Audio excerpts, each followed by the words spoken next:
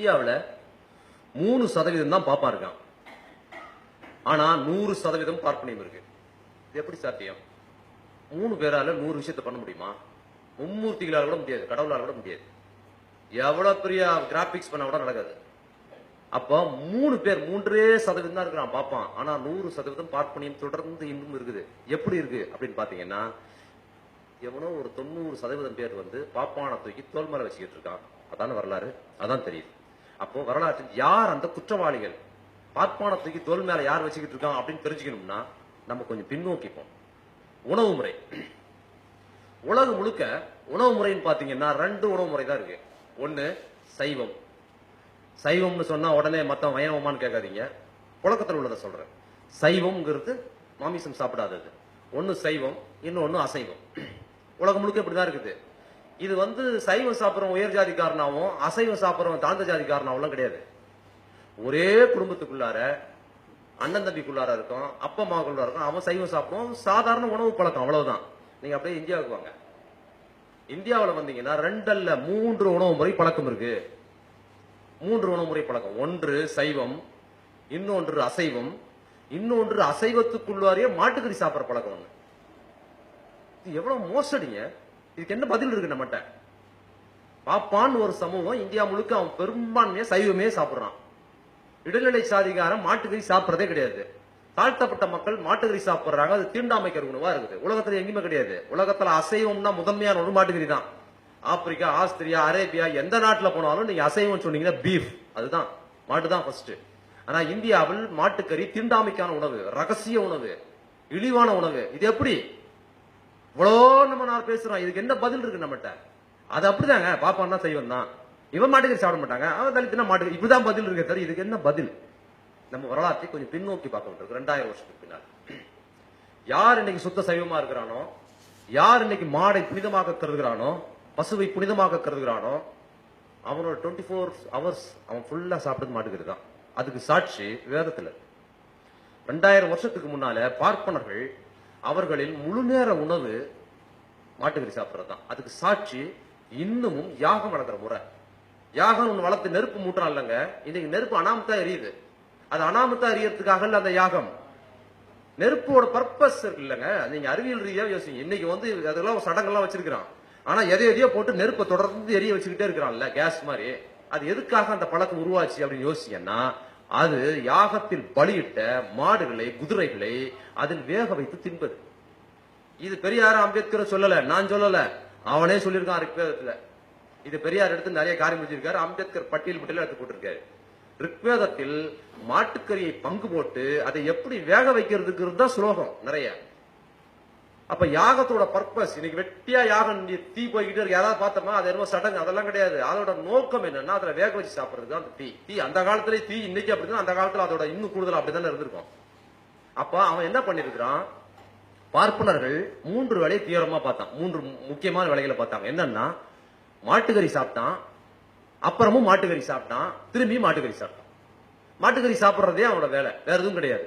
மாடை பிடி போடுறது, பலிகள் கொடுக்க வேண்டியது, யாகத்துல போட வேண்டியது, அதை பங்கு போட்டு திங்க வேண்டியது. இதுதான் பார்ப்பனியத்தோட முழு நேர உணவாக இருந்ததுன்னு அவர்களின் வேதத்தில் இருக்கிறது. அப்போ இப்போ ஒரு கதாநாயகன் வந்தது போது அப்போ ஒரு கதாநாயகன் வந்தாரு. 25 ஒரு கதாநாயகன் தமிழ்நாட்டில் வந்தது போது 2000 வருஷத்துக்கு முன்னால் புத்தர் ஒரு கதாநாயகன். பெரியார் சொல்லுவாரு, யார் பேசுனா? புத்தருக்கு அப்புறம் இந்தியாவில் நான் தானே பகுத்தறிவு பேசினேன். உண்மைதான் அது. எவன் பேசுனா? பெரியார் சொல்றாரு, அவர் அவர் நான் தான் பேசுறேன், அவனு கிடையாது சொல்றாரு. நிரூபி இல்லைன்னா சொல்லு, அவர் தான் பேசுறாரு.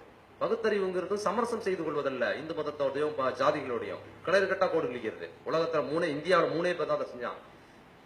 2000 வருஷத்துக்கு முன்னால புத்தர் செஞ்சாரு, அதற்கப்புறம் பெரியார், அப்புறம் அம்பேத்கர். அதனாலதான் இவங்களை கண்டா இன்னும் பயப்படுறான். வேற தலைவர்கள் எல்லாம் ஏதோ ஒரு வகையில பார்ப்பனத்தையோட இந்து மதத்தோட சமரசம் பண்ணி கும்மி அடிச்சு தான் போனாங்க. இவங்க 3 பேர் தான் வெல்ல முடியாத அளவுக்கு இன்னும் நிற்கிறாங்க பண்பாட்டு ரீதியா. அது காரணம் இவங்க சமரசத்தை கோடு கிழிச்சதுதான். அப்போ இந்த மாட்டுக்கறி எந்த நேரமும் மாட்டுக்கறி சாப்பிட்றா, இதுதான் நடக்குது. அப்ப புத்தர் நுழையிற புத்தர் என்னமோ போதி மரத்துல உட்கார்ந்தாரு, கூப்பிட்டு வச்சு வெட்டியா கதை பேசிக்கிட்டு இருந்தாரு. ஞானம் பிறகுது, ஞானம் இப்ப புத்திஸ்ட் அப்படிங்கிறது இவங்க எல்லாம் என்ன பண்றாங்கன்னா, ஞானம் பிறகுதுன்னு கதை சொல்லிட்டு இருக்காங்க. ஜென் புத்த கதைகள், அந்த புத்த கதைகள் எல்லாம் சொல்லி ஞானமே இல்லாம இருந்தாராம், அப்புறம் அவருக்கு ஞானம் பிறந்ததான். வெள்ள லட்சங்களா ஞானம் பிறந்ததான். அவர் எங்கே காப்பி வெளியே போனாரா, இது ஞானம் பிறப்பது அல்ல. மக்களின் அரசியலோட பங்கெடுப்பது, அவர்களின் விடுதலைக்காக போராடுவதுதான் பௌத்தம். அதுதான் செஞ்சாரு. என்ன பண்ணாரு புத்தரு?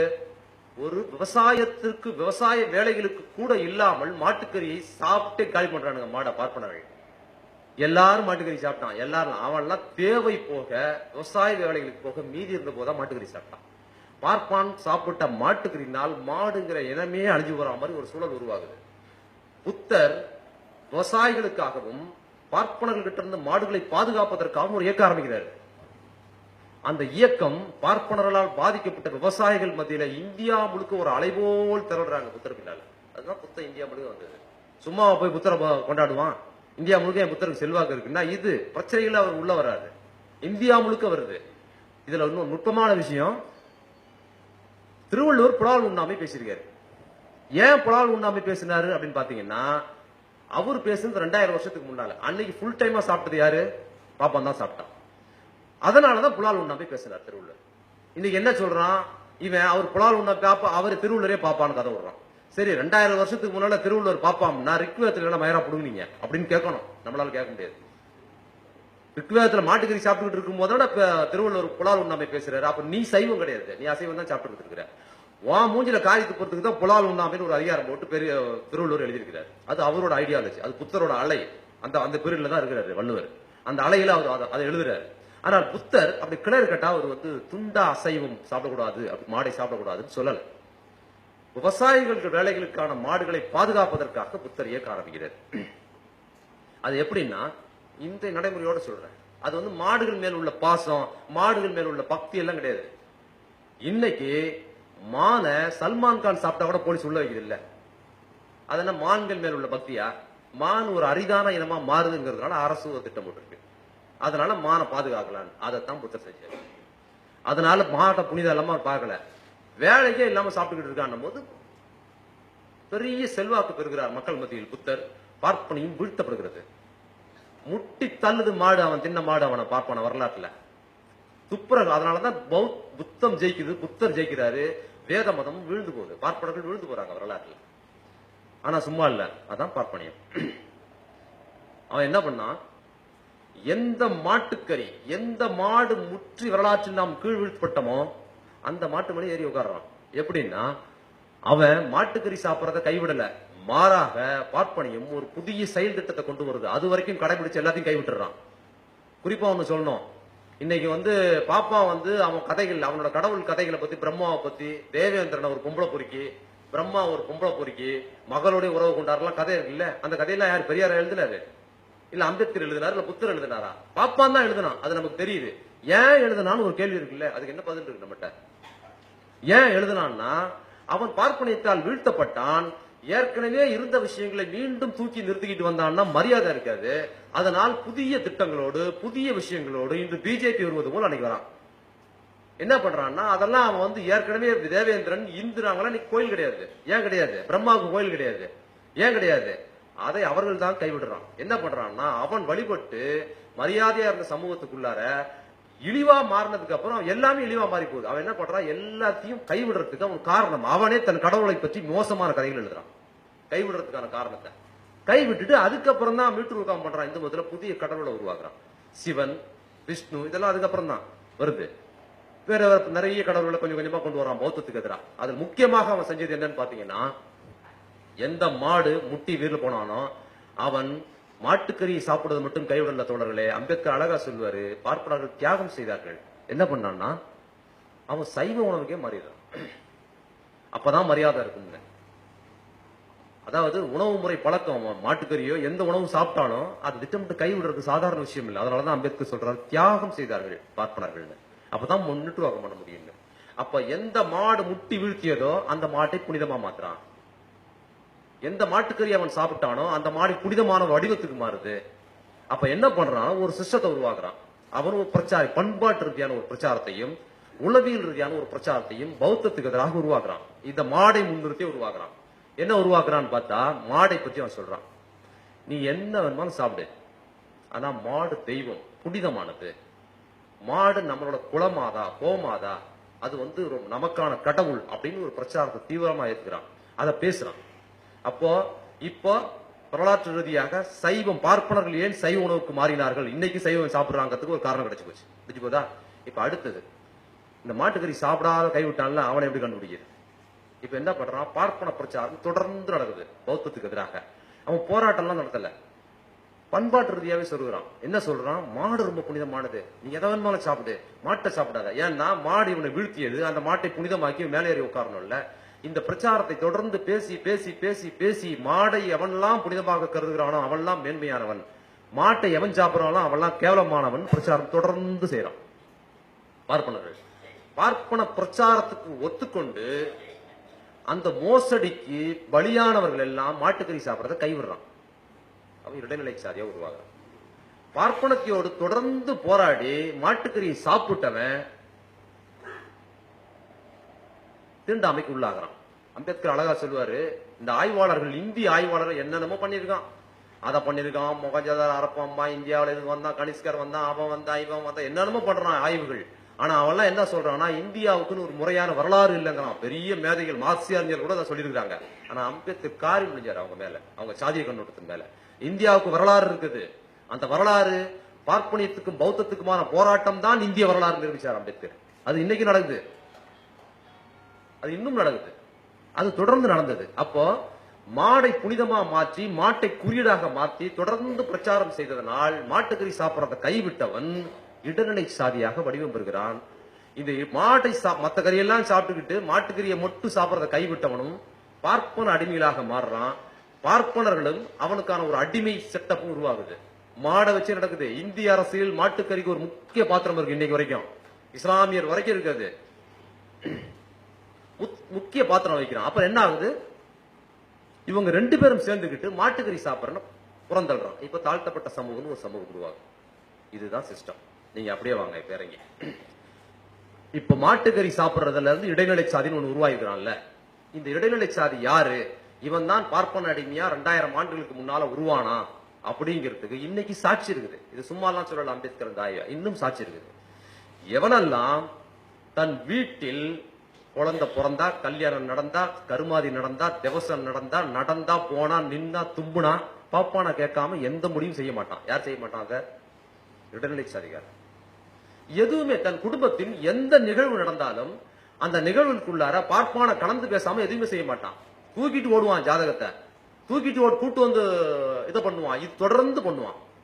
இத பார்ப்பனர்கள் இன்னும் பாத்தீங்கன்னா, அன்னைக்கு பார்ப்பனைக்கு எவன் ஒத்துக்கொண்டானோ அவன் இடைநிலை சாதியாக மாறி இருக்கொன்று இன்றும் இந்த சூழல்ல அதே தொடர்ந்து கடைபிடிக்கிற யார் பார்த்தா பிற்படுத்தப்பட்ட இடைநிலை சாதி. அப்ப பார்ப்பனையத்தை தூக்கி தோல் மேல வச்சுக்கிட்டு பார்ப்பனையத்துக்கு யார் மாமாவளை பாக்குறான்னு பாத்தீங்கன்னா பிற்படுத்தப்பட்டவர் தான் பாக்குறான். இதான் நடக்குது. அப்ப அப்படியே இறங்கி இப்ப பெரியார் கிட்ட வாங்க. பெரியார் பிற்படுத்தப்பட்டவரும் பேசினார். என்ன பேசினார், பார்ப்பனையத்துக்கு எதிராக பேசினார். அப்ப தாழ்த்தப்பட்ட மக்களிடம் பார்ப்பனியத்துக்கு எதிராக பேச வேண்டிய அவசியம் இல்லை. வரலாற்று ரீதியாக பார்ப்பனியத்துக்கும் தாழ்த்தப்பட்ட ஒரு வரலாற்று பகை இருக்கு. அப்ப யார தூக்கி பாப்பான தூக்கி தோல் மேல வச்சுக்கிட்டு இருக்கிறானோ அவனுக்கு எதிராக பேசல. அது மட்டுமல்ல, இது இவ்வளவு பெரிய ஆய்வெல்லாம் பண்ணல பெரியார். அவரோட சிந்தனையே சாதாரணமா இப்படிதான் இருக்குது. அது மட்டும் இல்ல, இந்தியாவிலே இன்னொரு சிறப்பு பெரியார் கிட்ட இருந்தது. அது என்ன சிறப்புன்னு பாத்தீங்கன்னா, மாட்டுக்கறி உண்ணும் போராட்டம் இடைநிலை சாதிகள் மத்தியில் நடத்திய ஒரே தலைவர் பெரியார் தான். வரலாற்று சாட்சி. இந்த ஆய்வு அம்பேத்கர் பண்ண ஆய்வுன்னு வரலாற்று சாட்சியாக அரசியல் நெட்வொர்க் பெரியார் அப்படிதான் இருக்கிறாரு. இடைநிலை சாதிகளோட உணவு பழக்கத்தை ஆதரிக்கல, இடைநிலை சாதிகளோட சாதி மனோபாவத்தை ஆதரிக்கல, அது செஞ்சாரு. அது மட்டுமல்ல, பெரியாரோட உணவு பத்திய கண்ணோட்டம் இருக்கு பாத்தீங்களா, அதெல்லாம் ரொம்ப எப்படி யோசிச்சாலும் அது எங்கேயோ ஒரு எக்ஸ்ட்ரானரியா இருக்குது. அவர் உணவு பத்தி பேசுறாரு, சாதாரணமா பேசுறாரு ஒரு பொதுக்கூட்டத்துல. தயாரிப்பு என்னமா தயாரிச்சுக்கிட்டு பேசுறதுல சிந்திக்கும் போதே அப்படிதான் அவர் சிந்திக்கிறாரு. அவர் என்ன சொல்றாரு, ஏண்டா சோத்துக்கு இல்லாம சாகர நாட்டுல உனக்கு சக்கரை கேக்குதா, கரும்பு பயிர் திட்டுறாரு. டீ குடிக்கிறான் அவன், சோத்துக்கு இல்லாம சாகறான், தேயிலை பயிரிடுறாங்கிறாரு. இதாவது பரவாயில்லங்க, வாழைப்பழம் சாப்பிடறத கடுமையா திட்டுறாருங்க. ஏடா சாப்பாட்டுக்கு இல்ல சாகர நாட்டுல உனக்கு வாழைப்பழம் கேக்குதான்னு. அதோட இன்னொன்னு சொல்றாரு, இன்றைய நவீன சுற்றுச்சூழல் அறிவாளிகள் இப்பதான் கண்டுபிடிக்கிறாங்க. அப்ப சொல்றாரு, ஏண்டா ஒரு வாழை மரத்தை வளர்க்கறதுக்கு எத்தனாயிரம் லிட்டர் நீ தண்ணி செலவு பண்ணணும் தெரியுமா? தண்ணிக்கு பஞ்சமா இருக்கிற நாட்டுல, சோத்துக்கு பஞ்சமா இருக்கிற நாட்டுல நீ வாழைப்பழத்தை பயிரிட்டு இருக்கிற எவ்வளவு அயோக்கிய போய் அதை நெல்லு சாப்பிடறத பயிரிட்டா பட்னி நிக்கலாம்னு பேசினாரு. இது மட்டும் இல்லங்க, அடுத்தது இன்னொரு சொல்ற, அதெல்லாம் பதிலே கிடையாது. அட வாழைப்பழம், அதுல வாழைப்பழமாவது இருக்குதுங்க, அதையாவது சாப்பிடுறான். இதாவது பரவாயில்ல. வெறும் வாழை இலை மட்டும் இருக்குங்க, எதுல போட்டு சாப்பிடுறதுங்கிறதுக்கு ஒரு விவசாயம் பண்றாங்க. அது வாழைப்பழம் கூட கொடுக்காது. பெரியார் சொல்றாரு, என்னோட கருத்து இல்ல அது. அது வாழை இலை மட்டும் கொடுக்குங்க.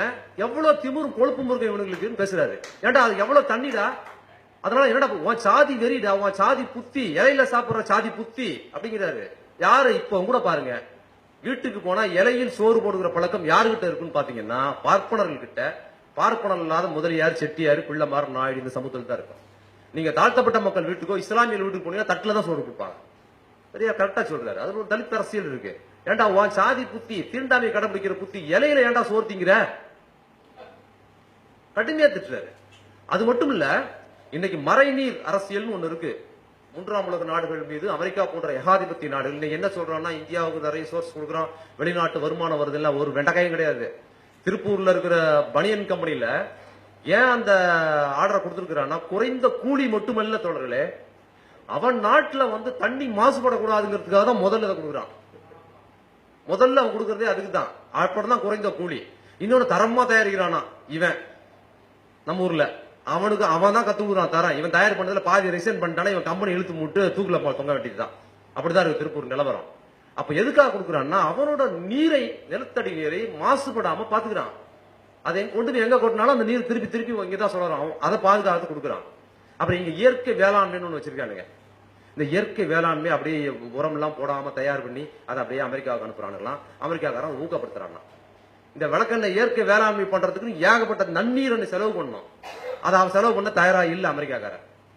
அதுக்கு என்ன பண்றான், இந்த மாதிரி மூன்றாம் உலக நாடுகளை கொடுத்துட்டு அவன் என்ன பண்ணிக்கிறான், நீ தயார் பண்ணி அனுப்புற இயற்கை உணவை வாங்கிக்கிறான். நீ இயற்கை உணவை தயார் தண்ணி இங்க இருக்கிற தண்ணி எல்லாம் ஊத்தி ஊத்தி நம்ம தாலி அறுத்து அமெரிக்காக்காரன் அனுப்பிச்சு வைக்கிறோம். இது பெரியார் பேசுறாரு. ஏண்டா தண்ணீர் இல்லாத தேசத்துல ஏண்டா இந்த மாதிரி விவசாயம் பண்ணி சாவடிக்கிறீங்கன்னு சொல்லிட்டு இதுக்கு ஆல்டர்னேட்டிவ் என்ன சொல்றா தெரியுமா, அதுதான் தலித் அரசியல். டே மாமிசம் சாப்பிடுங்கடா, கறி சாப்பிடுங்கடா, மாமிசம் கறி சாப்பிடுங்கடா, மாட்டுக்கறி சாப்பிடுங்கடா, அப்பதான் அறிவு வரும்ன்றார். மாட்டுக்கறி சாப்பிட்டால் அறிவு வராதுன்னு சொல்லுகிற தேசத்தில் மாட்டுக்கறி சாப்பிட்டால் அறிவு வரும்னு சொன்ன ஒரே தலைவன் தந்தை பெரியார் தான். அதுக்கு என்ன யார தெரியுமா உதாரணம், வெள்ளக்காரனை பாடுறா எவ்வளவு பெரிய அறிவாளியா இருக்கான், மாட்டுக்கறி சாப்பிட்டாண்டா இருக்கான், நீ மாட்டுக்கறி சாப்பிட்டா முட்டா பயிலா இருக்க அப்படின்னு பேசுற. இது யார் பேசியிருக்கா, பேச முடியுமா? முடியாது. பெரியார் ஒருவர் தான் இதை பேசினார்.